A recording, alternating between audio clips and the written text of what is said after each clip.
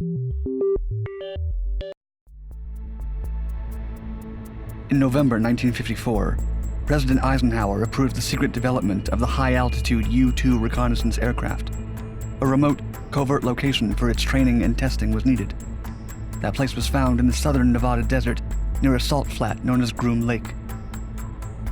Known by its map designation as Area 51, the site became a top-secret military base.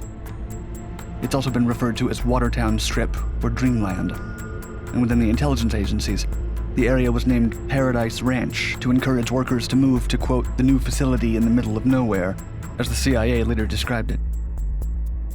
The U-2 spy plane, the SR-71, and the F-117A stealth fighter, all these secret projects were flight tested out of the facility at Groom Lake. Numerous other black projects are rumored to have been flown out of the base. It was so secretive that the CIA only acknowledged its existence after a Freedom of Information request in 2013.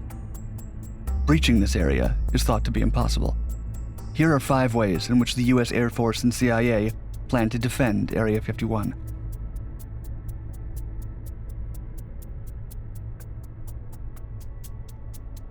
Secret sensors. Sensors proliferate all around Area 51's perimeters.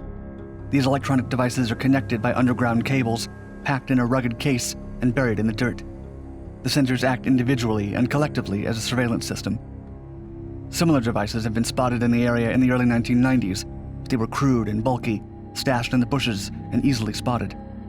The newer sensors are niftier and more clandestine, given away only by a slender antenna poking up through the dirt. It's believed that each device is coded with a 3-digit identifier that can be read off an internal dial and correlate with GPS coordinates. Some of the sensors are located miles from the facility. Chuck Clark is a well-known Area 51 investigator. He and a friend were able to track nearly 100 of these sensors back in 2003. Clark even led a news crew from Las Vegas's KLAS television station into the desert and showed them some of the road sensors. The following week, FBI and Air Force agents raided Clark's trailer home in Rachel, Nevada, and carted off his computer and photographs. The authorities then charged Clark with a single count of interfering with a communication system used for national defense. Clark agreed to, quote, either locate and return the sensor removed on March 12, 2003, or pay restitution to the United States Air Force to replace the missing sensor. In 2013, evidence emerged that newer sensors were being set up around Area 51. A satellite image showed a cement pad with what looked like 2 uprights embedded in it, 2 to 3 crossbeams, and 2 pipes coming up supporting something rectangular. There was speculation that these were sensors aimed at a new threat to Area 51 secrecy: commercial drones. Could these new structures be anti-drone or drone detection devices? That remains unknown.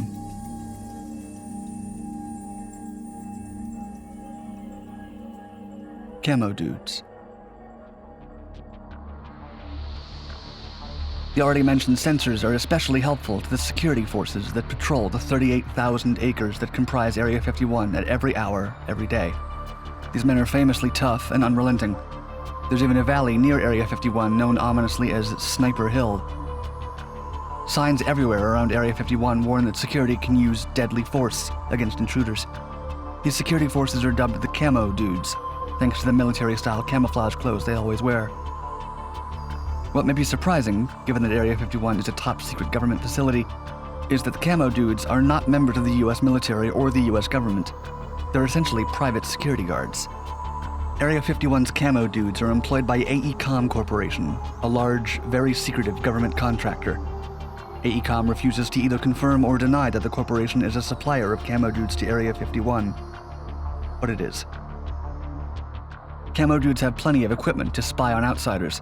They have long-range viewing devices and night vision gear, and their white pickups are equipped with monitors to keep tabs on the road sensors that monitor movements near the base's perimeters. It's also well known that the radio frequencies used by Camo Dudes are encrypted. Instead of voice communication, one just hears noise. The Camo Dudes are known to even harass and threaten people who are on the public side of the base border, which is actually against the law. And if you're apprehended trespassing on Area 51's property, you'll be handed over to the Lincoln County Sheriff. This is a sheriff notoriously hard on Area 51 tourists.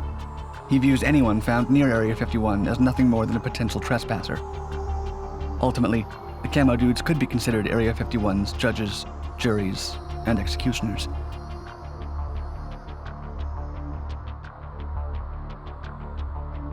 Janet Air, the world's most secret airline.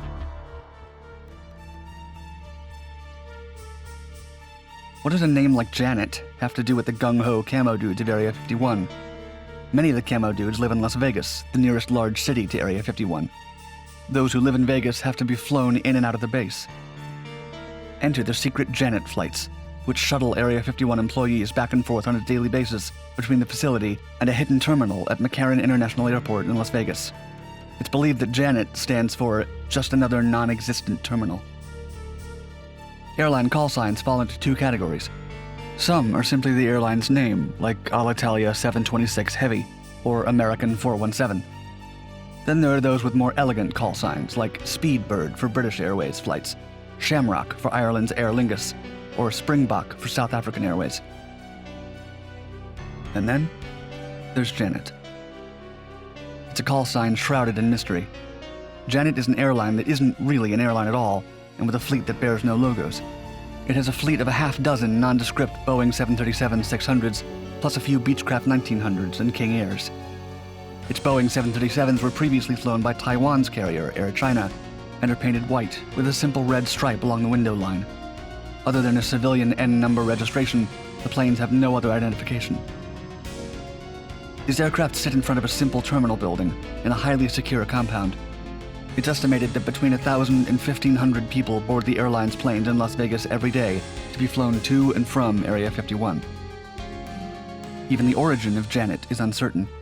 Some believe it may stand for Joint Air Network for Employee Transportation.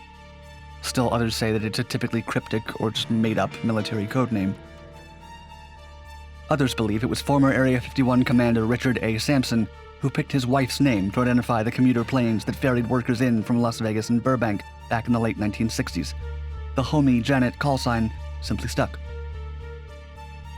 Janet is now run by the aforementioned giant government contractor AECOM. In 2018, AECOM posted a job opening for First Officer Co-Pilot Las Vegas, Nevada in the company's government business line. The preferred qualifications for the position include Boeing 737 type rating and Boeing 737 experience.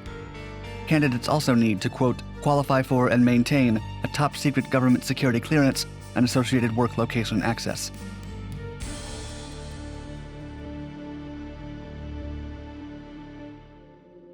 Off the map. Ever since its inception, Area 51 has officially not existed on maps of that part of Nevada.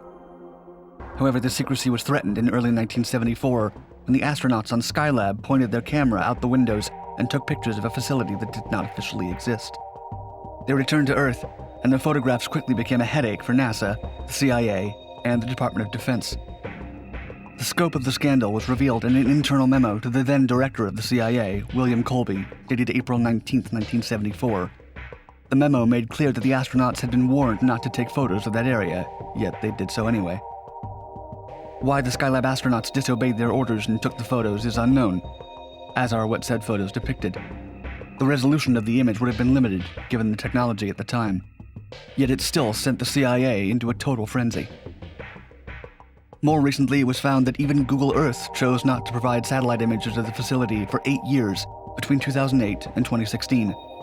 Investigative reporters Brendan Byrne and Dhruv Mehrotra of Vice undertook an investigation into how this happened, which they called, quote, a blind spot from the all-seeing corporate monolith continuously mapping the Earth. The authors tried to ascertain the mechanism used by Google in conveniently ignoring Area 51 for 8 years. They were able to acquire one of the images of the dry lake bed from a satellite imaging company for $1,984.50. Google Earth is essentially a mosaic of tiles assembled from aerial and satellite photos. These are often provided by local and federal government, as well as Google itself. Google Earth denied that it somehow censored the area in Nevada. It stated to the authors that, quote, our satellite imagery is licensed from third-party providers who are commercially available and are not the property of Google. We update imagery by prioritizing areas that are most popular with users while complying with local and federal laws. Since then, Google has added 2 years of images to the missing time period, yet 6 years remain without satellite imaging of Area 51 available to the public.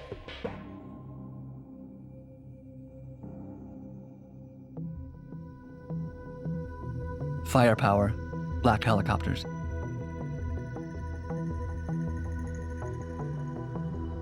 It's not known whether Area 51 is part of either Edwards Air Force Base in California or the Nellis Air Force Range in Nevada, yet pilots from both bases are forbidden to fly in Area 51's airspace. In fact, pilots who knowingly fly into one of the buffer zones surrounding the facility can reportedly face punishment ranging from a court-martial to dishonorable discharge, and even time in prison as a result. Helicopters are thought to provide additional defense support for Area 51. There are rumors that the helicopter pilots occasionally use illegal tactics like hovering very low over trespassers to harass them. Unsurprisingly, Area 51 is rife with conspiracy theories, one of which is that it's the manufacturing site for the government's infamous black helicopters. There have also been people who claimed they were abducted by black government helicopters for experiments. The theory about black helicopters being both developed and based at Area 51 and used to deter potential intruders is one of the most difficult ones to verify.